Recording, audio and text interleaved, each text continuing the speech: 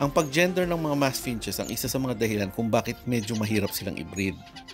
Monomorphic kasi ang mga ito, ibig sabihin ay magkapareho ang mga itsura ng mga hen at saka cock.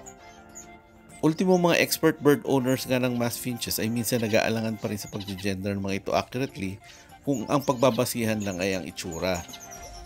Ang isang sinasabing paraan para malaman ang gender nila ay sa size. Usually, mas malaki ang mga males. Mas madilaw din ang tuka at mas malaki ang mask at bib ng mga lalaki kung ikukumpara doon sa mga babae. Kapag breeding season naman, nagiging mas dark din ang pagka-brown ng ulo ng mga cock. Yun nga lang, kapag hindi ka talaga sanay tumingin neto, magre-rely ka na lang talaga sa behavior nila.